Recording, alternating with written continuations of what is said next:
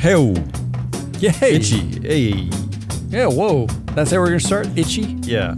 I'm always itchy. Live from your CEO's second beach house. It's yet another manic Monday edition of Business Pants, joined by the Lord of Analyst Holes. Fresh off the highway, Matt Moscardi. I'm actually fresh off the highway. I just dropped my kids off on the highway. In today's bingo card called August 14th, 2023, Top 10 Sexy Monday Stories and BM of the Week. Yeah! Woo! And that is Board Member of the Week. And you know what? We have a sponsor for our BM of the Week Who's this that? week. FreeFloatAnalytics.com. Matt, I use freeflowanalytics.com. I used it probably 25 times this morning putting together the pre-production notes for our show. So I use it. You know, it's I use that. I use MSCI. I don't actually have access to anything else. But those are the two things I use a lot. You know what's a little bit funny is that you thought some of the data on freeflowanalytics.com was wrong, and so you and I went and tried to go research it. I didn't say it was wrong. Well, you were questioned suspicious. something, yeah. You were suspicious of it, and it turned out to be right. Go to freeflowanalytics.com, sponsoring the show today. Sign up. There's a free login, and you can get all sorts of board member data. And they're sponsoring the BM of the Week this week. Yeah, pay attention later in the show that when we talk wonderful? about Kraft Heinz, because there's some interesting things you can learn from our Yeah, it's platform. wonderful. Thank you, freeflowanalytics.com, for your continued support. And by the way, before I get started, Matt, when I ask a question, when I say something like, why would this person have this amount of influence, that's not, I'm not suggesting anything is wrong. You're just highly defensive. I just said why. I just said why I'm would. just saying you were wrong. I didn't Let's do I it. didn't say the data's wrong. How dare you? Let's Come do on. the top. What did you say? 9? Top we have 10. No, I got today. 10. Oh, all right, we got 10 today. And I don't even talk about any of our least favorite people. I don't talk about Vivek. I don't talk about Elon. I mean, this is beautiful. But you just ruined it just now. Come on, let's go. This second. No, in no particular order. Sam Bankman Fried. What a great name for an idiot in jail. Is being sent to jail, Matt, after a judge revoked his bail over alleged witness tampering. Previously released on a $250 million bond. I mean, the crazy thing to me is that they let him raise the money for that bond in the first place. I mean, he should have already been in jail. Who covered that? Like, how does that money? Isn't that somebody else's? It was all money associated with the some of the original investors in the company and some of his parents' Stanford cronies. It was all Stanford area money. Yeah. Gosh, the Stanfordites. The Libertarian University does protect its own. Good for them. A glass cliff alert. Oh, we're already on number 2. We're going to fly. Yeah, glass like cliff this. alert. We always talk about women being promoted at companies where it's a shit show. I saw an interesting one on CNN.com. I wasn't doing show research, but I was just looking at the news. CNN.com. CNN announces sweeping new lineup. Okay. Now we've been talking about CNN a lot. Remember, CNN owned by Warner Brothers Discovery, right? David Zaslav. Yep. So there was a shit show over there at CEO with their CEO. Yeah, not great. Yeah. We've talked a lot about Barbie this summer because Warner Brothers also distributed Barbie. But here's what's happening. They shit-canned the new CEO, didn't they? They did. Everything's a mess. Yeah. CNN is a disaster. But here's your new lineup, your primetime lineup on CNN. At 7 o'clock, a woman. Okay. At 8 o'clock, a gay man. I mean, okay, there is a man there. Okay. 9 o'clock, It's a Anderson woman. Cooper, though, right? Yeah. 9 o'clock, a woman. 10 o'clock, a woman. 11 o'clock, a woman. Women are taking over the. Right? Good luck with that. Wow. Good luck with that. Wow. But that's their version of a glass cliff. That's all I'm going to say. Can you imagine the pressure, though? That's literally like, okay, this entire ship is sinking. Everything the boys club has done has been wrong. They're still running the show. But you women should come in and clean up all of the prime time lineup going into an election cycle in which we're talking about like indictments and incredible it's a disaster of an election cycle. They're gonna get a hell of a lot of negative criticism. Like, how are they supposed to win? They can't. If you have cannot Trump on, you can't have Trump on. You can't have him not on. They're gonna get destroyed by the right. And they're also going to get attacked by the left for not being harsh enough on the right. They're just going to get attacked by everybody. It's going to be terrible. Like Vivek's already making it a. Oh, I got my email from this morning, and he was talking about how it was like laughable that they won't have him on to debate anymore, and he's the reason why Don Lemon got fired, and like he, like it's that kind of shit. I think from our reporting, Don Lemon is the reason why he got fired. Don Lemon himself. So this weekend, I dropped my oldest daughter off at. She's doing Outward Bound for the week, which is very cool. Does that mean she has a cocaine habit? No, but but on the way, we were listening to a podcast, and this podcast popped up in the random feed, and but she we listened to Pivot. And then we listened to some of Business Pants. And on Pivot, they had Will Hurd, who's running for the GOP nomination. And when Business Pants was playing, she said, do you guys have presidential candidates on your show? She really asked that? It's not a setup. It wasn't a setup. I'm dead serious. She asked me that question, and I was like, actually, honey, yes. You know what? I'm glad she raised that, because we did reach out to Vivek. He did come on our show, but it does beg the question, why haven't we extended that to everybody? We should. That's the. Will Hurd was really interesting. That's my task for this week. I was going to ask him. Let's do it. Right. Ask him all. I want every one of them. Yeah. What do you think about this article from Forbes? It's entitled "Women, Do You Want to Become CEO?" It says for women to get into the C-suite, not only do they need to be in the pipeline of succession. I don't know how they get that to happen. Yeah, okay. You glad hand your way into that. Yeah, but the biggest piece of advice from the article writer is to gain P&L responsibility. Oh, okay. What is this? Yeah, that's all they need. Is this helpful, Matt? What is this? Okay, so according to our data, yeah, or I should say data from freeflowanalytics.com, the sponsor of the show, 23% of female board members on the S&P 500 perform in the bottom third for earnings, right? Okay. So they oversee companies that are in the bottom third of earnings against the global peers. Yeah. According to that same data, 23% of male board members perform in the bottom third for S&P 500 directors. Parity. Meaning there is no difference. So women getting P&L responsibility. Men suck at that too. Like has anybody ever said to a man before you get a board member, we'd really love for you, or CEO role, we'd really love for you to have more P&L experience before we choose you for this position. Yeah, it's strange. No one says that. No one says that. That's stupid. Obviously, you could and should probably have P&L experience, but are we asking women or holding them to a bar different than men? Of course, constantly. Which means this article is stupid, and I hate it. Boomerang CEO alert? Question mark? Or maybe we're just going to fire someone? I like reading the question mark out. Yeah, we have been predicting for a long time. I mean, we're not the only ones, but based on the articles that we tag, we've been suggesting that maybe DJ D-Sol, David Solomon over there at Goldman Sachs is in trouble. Yeah. Here's the latest headline. Ex-Goldman CEO Lloyd Blankfein phoned his successor to complain after taking a $50 million hit on the bank's stock. So Lloyd offered to give D-Sol more advice and floated a return to the company, according to the New York Times. So he was floating his own boomerang. Get out. Yeah. He's Igering. But didn't we, I think we talked about that. We thought that this would be a great boomerang opportunity for Lloyd. So the New York Times is basically reporting that we were correct. Yeah, well, that's not shocking that we were correct. Oh, okay. Thought you said it was shocking.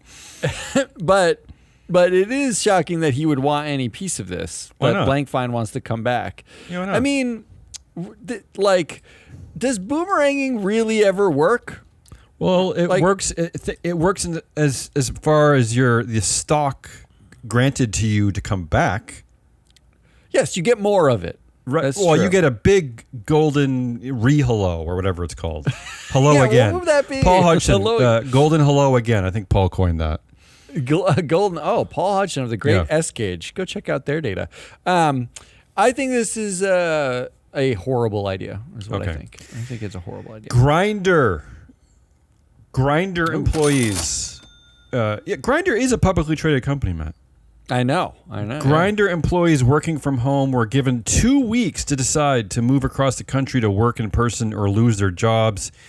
The company's employees are suggesting that it could be retaliation for trying to start a union. Yeah, but not.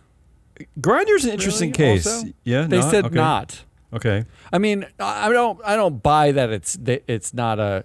I don't necessarily buy the company's stance, but they said it was a coincidence. That's what they were saying. Grindr is an interesting case for us. Unfortunately, we don't have the full data on this because it's really up to executives and the companies about what they're willing to disclose. But according to Grindr, they are a majority LGBTQ board. It's got to be the only one that we know of. No? Yeah, that's probably true. Yeah. According to the proxy, it includes 4 gay men, 1 lesbian, and 1 trans lesbian. Again, it might not be the only majority LGBTQ board, but they're the only ones that have disclosed this. I mean, they actually have a vested interest in disclosing this too, because their cohort is the gay community. Well, yeah, but we say this all the time, and the board often does not reflect the cohort, right? No, that's correct. So I give them credit for this. The only thing that they don't seem to have, at least for the 4 gay men, the 1 lesbian, the 1 trans lesbian, and all the other straight people,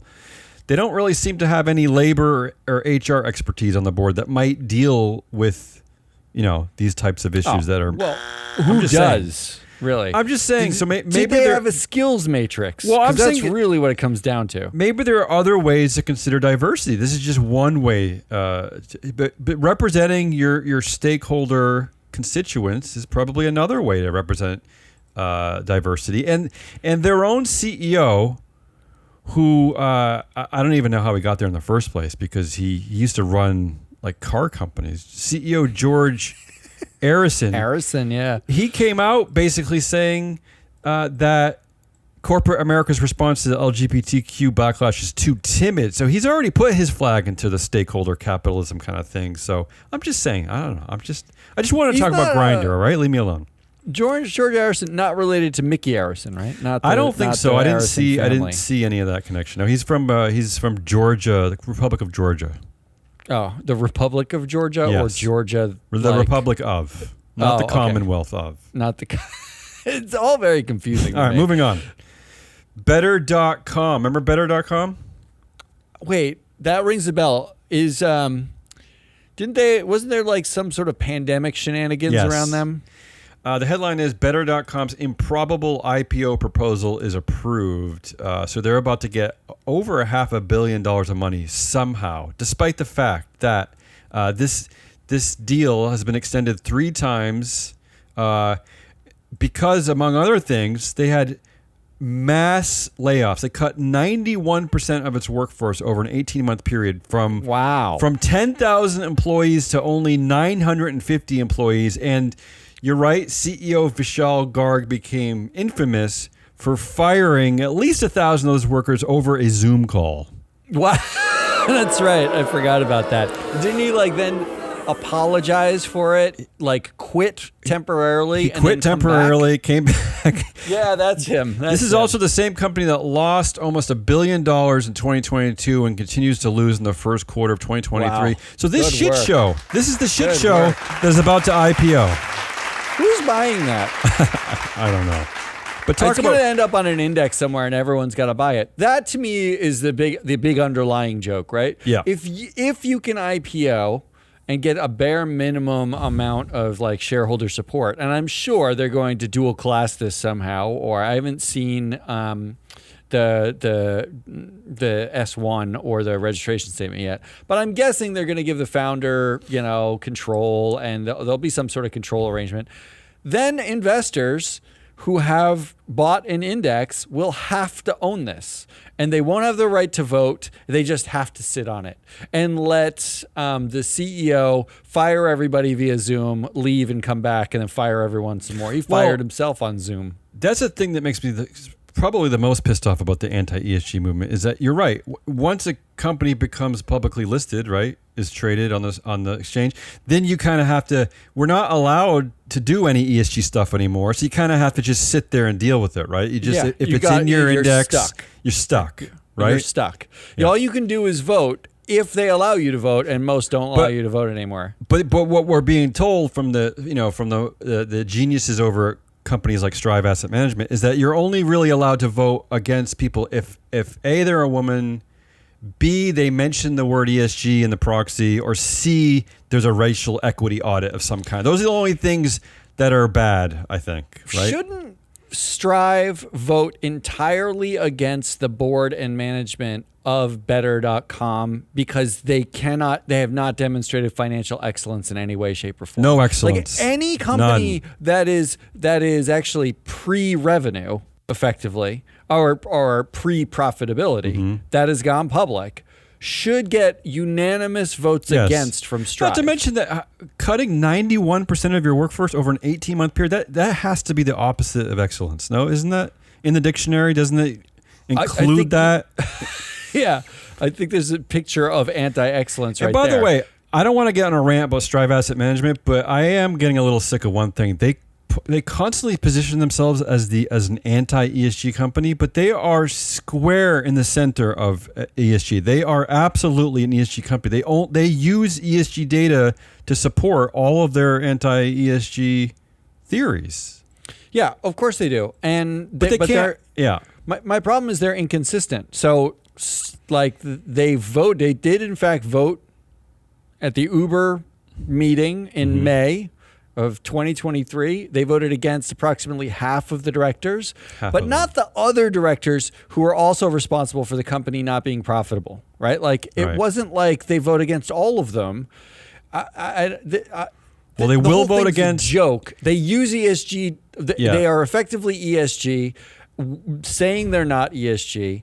Their internal memo came out saying they like we're too political, and they don't even really vote for excellence, which is what they say they do. I should hate to break it to you. Once you go into the proxy and do a keyword search for the word ESG, for the acronym ESG, and then make a decision based on that, voting against all the compensation committee members because the compensation policy talks about ESG, you are effectively an ESG analyst. That's all. Sorry, you just did it. ESG analysts are not. Correct. We're not biased in either direction. We're just. That is correct.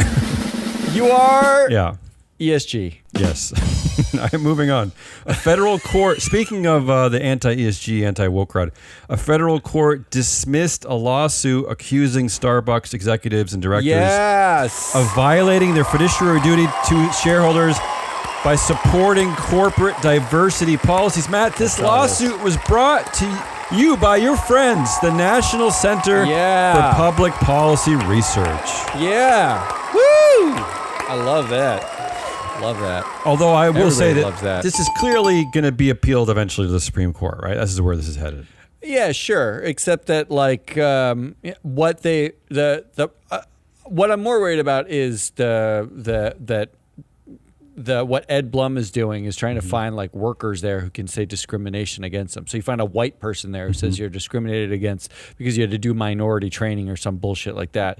This lawsuit was a shareholder lawsuit saying it cost them they were going against their fiduciary duty. It cost shareholders money by doing this. But Starbucks can easily say we're increasing our talent pool, right? Like there's a lot of arguments against a shareholder derivative lawsuit.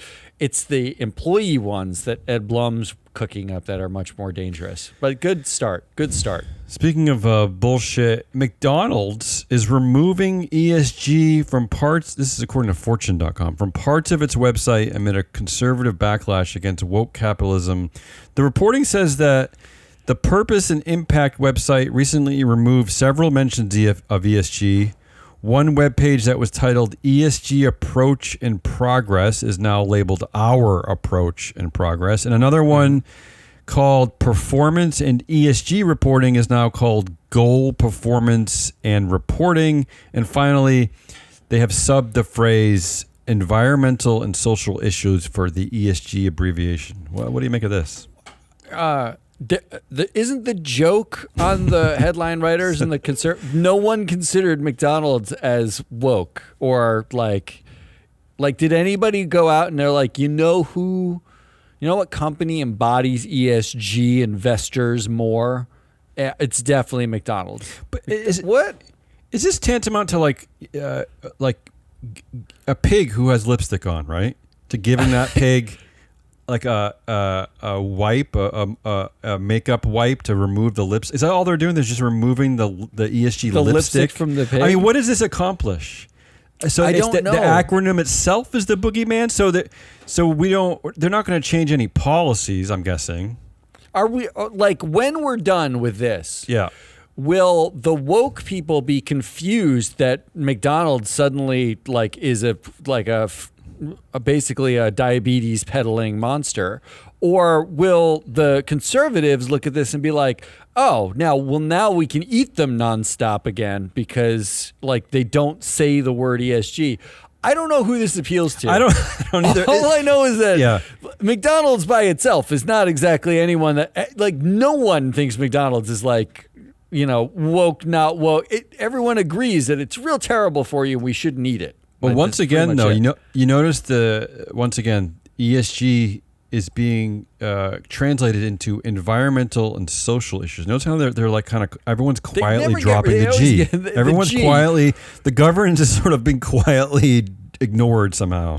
That's the only thing that like the E and the S is really just a function of G to begin with, right? Like, course. so they should only say governance and let somebody argue that no one should be governing anything. Yeah. That's what they should say. Drop the E and the S and talk about governance and talk about governance of E and S issues. Then, Well, I hate to- then you're on to something. I hate to bring it to the anti-ESG, anti-woke crowd. The world's population is never going to drop environmental and social issues. They're just never because A, they're alive, and B, Yes. they live in an environment that they care about.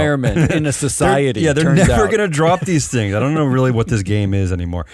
Fizz, the company Fizz, formerly Never heard of called Fizz. Buzz, could be the next Facebook on college campuses, according to fastcompany.com. Yep. Already racked up thousands of student users across 80 schools, as well as $41 million in venture funding.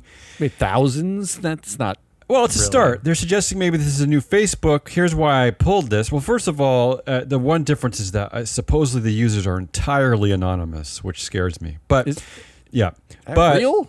here's the interesting thing. The app was created by 2 Stanford dropouts. Wait. Don't hold up the punchline. Yeah, Both Stanford dropouts are white men. of course. And the article goes on to say that, like Facebook, there's already been controversy, privacy breaches, concerns about the anonymity of the app. Good. blah, They blah, got blah, a blah. jump start on that. Yeah, there you go. And finally, in today's news, August 14th, 2023, we have 2 new CEOs in the S&P 500 announced today. Ooh, that's a fun. little unusual. Yeah, 2 in one day. First, PayPal announces Doubleheader. that Alex Chris will become the new CEO in September. He's replacing Dan Schulman. Now, Schulman controls 22% of the board influence, according to Free Flow Analytics. He actually will be stepping down from the board at the 2024 annual meeting. So, Oh, Matt- he's got a wow. yeah, but still, there's usually a transition period like this. So, but he's not staying around his chair. He's not staying around his executive chair. So, from what I'm seeing in our data is that this company is going to be a free for all. I mean, I don't know. There's not really going to be anyone in charge on the board, which I guess could be good, right? A true democracy over at PayPal, Yeah, so let's tell ourselves that. Continue. but also maybe a boomerang CEO target. And finally, Kraft Heinz names Carlos Abrams Rivera as its next CEO. Unlike at PayPal, the former CEO Miguel Patricio will stick around as chair. Oh, for how Yeah. long did he say, or just in perpetuity? Yeah, it sounds like in perpetuity. And maybe more importantly, what does our data show about this board, Matt? All right, let's. Shall we just jump Oh, right you want into that? Yeah, let's just do it. Let's just jump right in because why not? Here we go.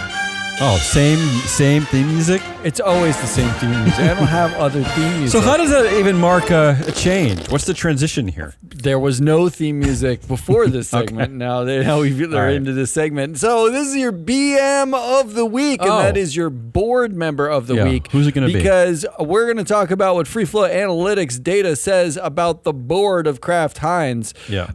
First of all, this was one of the rare companies where the CEO does not have the majority of influence. The fourth highest amount of influence was Miguel Patricio.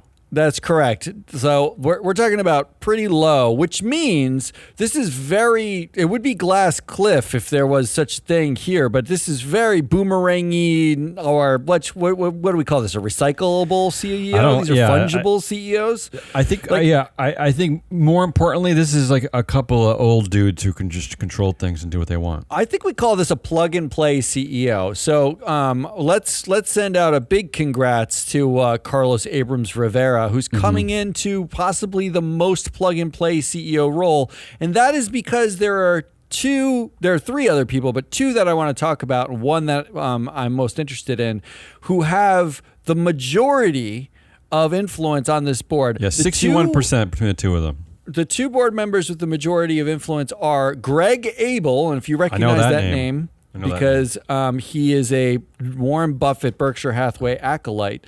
And he's supposedly the next CEO of Berkshire, no? Yeah, next in line, right? Yeah.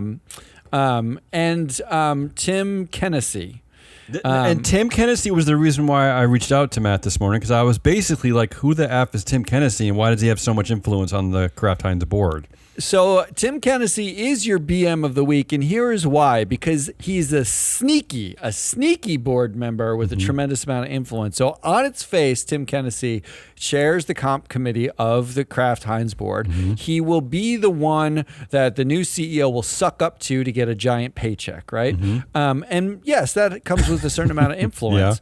But that doesn't come with all the influence. It turns out that Tim Kenesey actually is the CEO of a company called MedLife. MedLife, I believe, is the name of the company. And that is a wholly owned subsidiary of Berkshire Hathaway. There it is. Yay! It's the all Berkshire. Yes, that's correct. You can clap now. It's the all Berkshire influence board. And the reason why Berkshire Hathaway and Warren Buffett have so much influence over this company is they own 26.5% of Kraft Heinz. They are the largest single shareholder, although not a dominant shareholder. But they pretty much, whatever they say goes. Right. And to ensure that, they put both Greg Abel and Tim Kenesey, who's been a Berkshire subsidiary member for 22 years.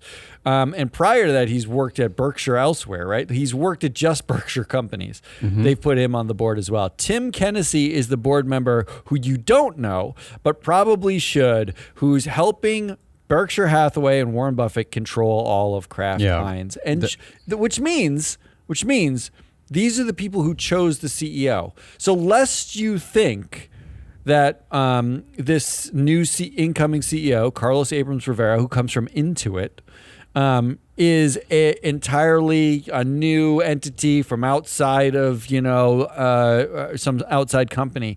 It was entirely chosen by two people who work for Berkshire, who owns 26.5% of the company. This is the part of our data, the free flow analytics data, I love the most, because there are these sneaky companies like Kraft Heinz where they are effectively controlled companies. Because with your 27% holdings, Berkshire, you're already having just an incredible amount of influence, right? You basically control every vote, but that you also need to put on two people on the board. One being the next CEO of Berkshire is basically cementing your control, but you don't. You need us to unravel that. This is as close to a real public, one share, one vote, fake public company as you can get. Ooh. This is what that is. Well, it's a real fake public company. They also make ketchup too. Apparently. So your BM of the week is one Tim Kenesey. I'm saying Tim Kenesey. Kenesey. I don't know. Whatever. And that was Damian Rollis, and I am the Lord of Analyst Holes, which I don't know how I feel about that still. Matt Moscardi. We are Free Float. If If you like the data from the show, go to freefloatanalytics.com and sign up. It's free right now. Pretty soon there's going to be a paywall up. And then you can pay a little bit more and get all Do the I have to pay? more data and stuff. Yeah. How else are we going to shit. make any money at this I know, company? I know. Somebody's got to make some money because we're certainly not. Come back on Wednesday for Woke Wednesday, in which we will talk about woke things. Until then, goodbye.